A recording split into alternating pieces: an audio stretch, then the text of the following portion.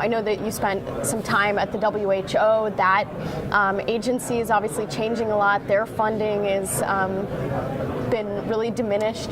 So as we look at this changing landscape, what can we do to fill some of those gaps, to create platforms to address these issues, not only to respond to crises where there's been a lot of criticism with the Ebola response and sort of the pace at which it was undertaken, but to build better health systems?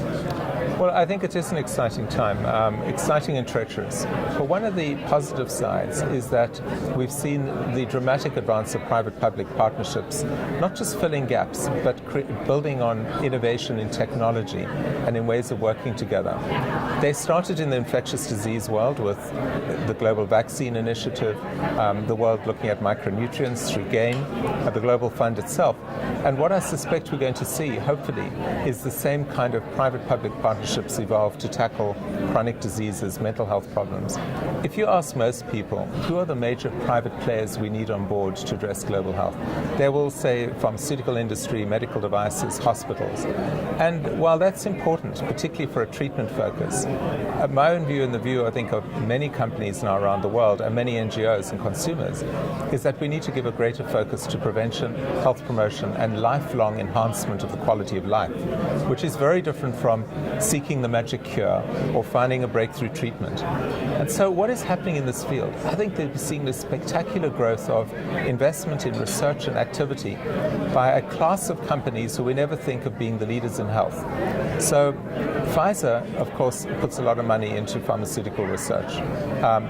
But whoever thinks of Samsung doing the same, or Microsoft, or Qualcomm, or Apple, or a wide range of the IT companies who are both looking at the software and the hardware, what is Samsung thinking when they're starting to invest billions of dollars in using a range of devices to connect us both to our own personal activities, whether it's our eating patterns, our activity, our better adherence?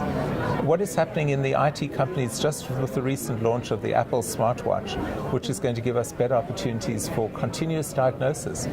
We're going to see transformative issues happening on the nexus of biotechnology and IT companies linked to some of the more health-related aspects of leisure and physical apparel. Nike would see themselves as a health company of the future. Many of the food companies who are transforming the way we eat and the opportunities for healthier food are also.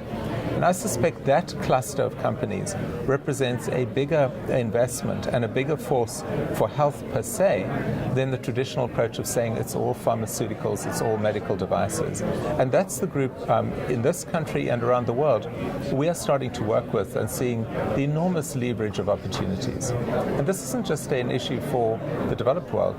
This is happening fast in the developing world. I mean, recently there was work coming out of Kenya with very high mobile telephony use, being able not only to diagnose whether you have malaria in the field, but because of the GPS, the positioning system, you know the nature of the parasite, so you know whether it's going to be resistant or not resistant to certain types of treatment. This world is moving very fast.